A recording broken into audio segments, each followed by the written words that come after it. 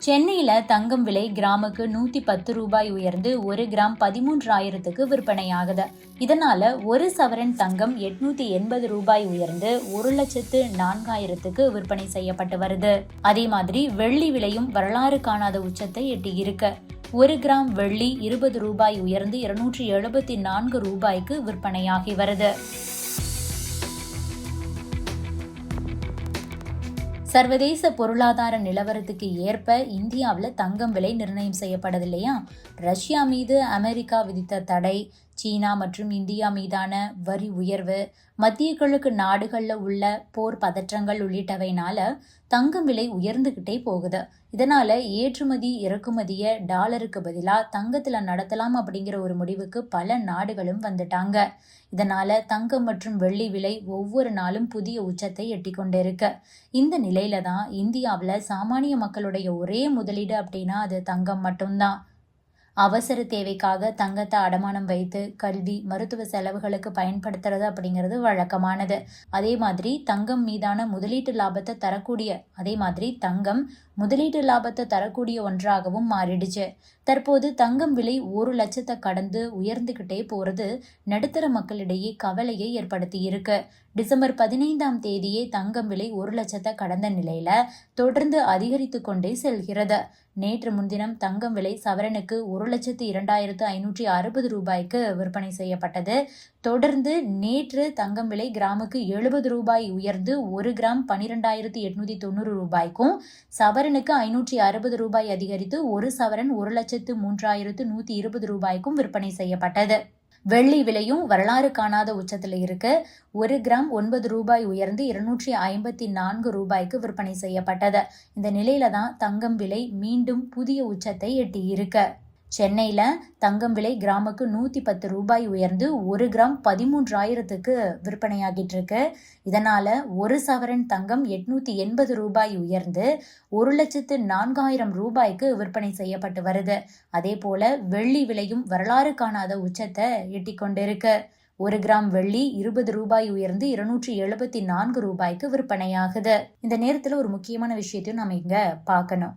உலக நாடுகளுடைய மத்திய வங்கிகள் அனைத்துமே இப்போது தங்கத்தை தான் வாங்கி குவிச்சுக்கிட்டு இருக்காங்க. இதனாலேயே தங்கத்துடைய தேவை அதிகரிக்குது, தங்கத்துடைய மதிப்பும் கூடுது. சீனா பாத்தீங்கன்னா 2025ஆம் ஆண்டு நவம்பர்ல ரஷ்யா கிட்ட இருந்து 96.1 கோடி டாலர் மதிப்பிலான தங்கத்தை வாங்கியிருக்காங்க. உலக வரலாற்றுல 2 நாடுகளுக்கு இடையிலான மிகப்பெரிய அளவிலான ஒரே மாத தங்க வர்த்தகம் அப்படின்னா அது இந்த டீல் தான். ரஷ்யாவிலிருந்து சீனாவுக்கு தங்கம் 90 கோடி டாலரை தாண்டி அனுப்பப்படுது. தொடர்ச்சியா இது 2வது மாதம் அப்படின்னு சொல்லிட்டு அறிக்கை வெளியாகி இருக்கு. அக்டோபர்ல ரஷ்ய தங்கத்தோட ஏற்றுமதி 93 கோடி டாலரா மதிப்பிடப்பட்டிருக்கு. ஆண்டோட இறுதியில இந்த கொள்முதல் விகிதம் வியக்கத்தக்க அளவுல அதிகரிச்சிருக்கான். 2025ஆம் ஆண்டுக்கான மொத்த இருதரப்பு தங்க வர்த்தகத்துடைய பெரும் பகுதியை அக்டோபர் நவம்பர் மாதங்களே கொண்டிருக்கு. ஜனவரியிலிருந்து நவம்பர் வரைக்கும் சீனா ரஷ்யா கிட்ட இருந்து மொத்தம் 1.9 பில்லியன் டாலர் மதிப்பிலான தங்கத்தை இறக்குமதி பண்ணியிருக்காங்க. இது கடந்த ஆண்டின் இதே காலகட்டத்தில் வாங்கினதை விட ஏறக்குறைய 9 மடங்கு அதிகமா. அமெரிக்க டாலரை சார்ந்திருக்கிறத குறைக்கக்கூடிய நோக்கத்துல சீனா தனது தங்க இருப்புகளை அதிகரிக்கக்கூடிய கொள்கையை தீவிரப்படுத்துறதுனாலேயே இந்த கொள்முதல்ல இந்த அளவுக்கு ஒரு பெரிய அதிகரிப்பு ஏற்பட்டிருக்கு. அதிகாரப்பூர்வ தரவுகள்ல இருக்கக்கூடிய டேட்டாவை வைத்து பார்க்கும்போது அந்த கொள்முதல் அளவுகள் பிரமிக்க வைக்கக்கூடிய நிலையில இருக்குது. உண்மையான தொகை பல மடங்கு அதிகமா இருக்கலாம் அப்படின்னு தான் சொல்லப்படுது. உலக அளவுல பொருளாதார நிச்சயமற்ற தன்மை மற்றும் பணவீக்க பயங்களுக்கு மத்தியில தங்கத்தின் மீதான உலகளாவிய தேவை அதிகரிச்சுக்கிட்டு இருக்கு. இந்த சூழலில் பல்வேறு நாடுகளுடைய மத்திய வங்கிகளும் தங்களுடைய தங்க இருப்பை கணிசமா உயர்த்திக்கிட்டு இருக்காங்க. குறிப்பா சீனா மற்றும் இந்தியா ஆகிய நாடுகள் தங்க இருப்பு அதிகரிப்புல முன்னணியில இருக்குது. 2 நாடுகளுமே தங்கத்தை வாங்கி குவிச்சுக்கிட்டு இருக்காங்க. சீனாவுடைய தங்க இருப்பு அக்டோபர் 8, 2025ஆம் ஆண்டுடைய நிலவரப்படி பார்த்தோம்னா 2298.5 டன்களா உயர்ந்துள்ளது. இந்திய ரிசர்வ் வங்கியும் தனது தங்க இருப்பை தொடர்ந்து அதிகரித்து வருது. அக்டோபர் 8, 2025ஆம் ஆண்டு நிலவரப்படி இந்தியாவோட தங்க இருப்புன்னு பார்த்தோம்னா 880 டன்களா பதிவாகி இருக்கு. இதுக்கெல்லாம் காரணம் தங்கம் ஒரு பாதுகாப்பான முதலீடா கருதப்படுறது தான். சீன மக்கள் வங்கி 2025ஆம் ஆண்டு ஜனவரியிலிருந்து செப்டம்பர் வரைக்குமே சுமார் 39.2 டன் தங்கத்தை வாங்கியிருக்காங்க. சீனா மாசத்துக்கு 2லிருந்து 5 டன் வரைக்குமே தங்கத்தை சேர்த்து வருது. செப்டம்பர்ல மட்டும் 0.4 டன் தங்கத்தை வாங்கியிருக்குன்னா பாத்துக்கோங்க. அமெரிக்க டாலர் மீதான சார்பை குறைக்கிறது தான் சீனாவுடைய முக்கிய நோக்கம்னு சொல்றாங்க நிபுணர்கள். டாலர் கையிருப்பை வச்சிருந்தாலும் கூட அமெரிக்க பொருளாதாரத்தோடு இணைக்கப்பட்ட ஒரு நாணயத்திலிருந்து வேறுபட்ட ஒரு சொத்தை பன்முகப்படுத்துறதுல சீனா ரொம்பவே ஆர்வமா இருக்காங்களாம். ஏன்னா அமெரிக்கா அந்த அளவுக்கு பண்றாங்க இல்லையா.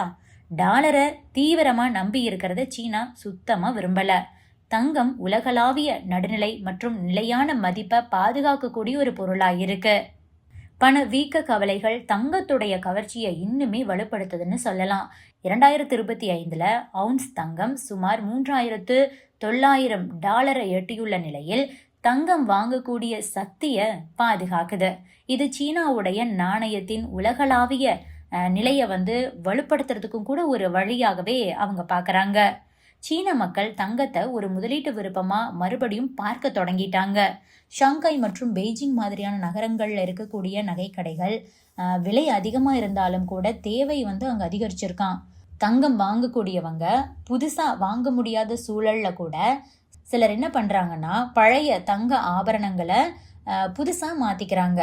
உலகத்திலேயே தங்கத்தை அதிகம் பயன்படுத்தக்கூடிய நாடான சீனா அமெரிக்க டாலரை சார்ந்திருக்கக்கூடிய தன்னுடைய கையிருப்பை குறைக்கக்கூடிய நோக்கத்துல தான் இந்த மாதிரி தங்க இறக்குமதி மற்றும் ஏற்றுமதி உரிமங்களுக்கான விதிமுறைகளை கூட தளர்த்துறதுக்கும் திட்டமிட்டிருக்கு.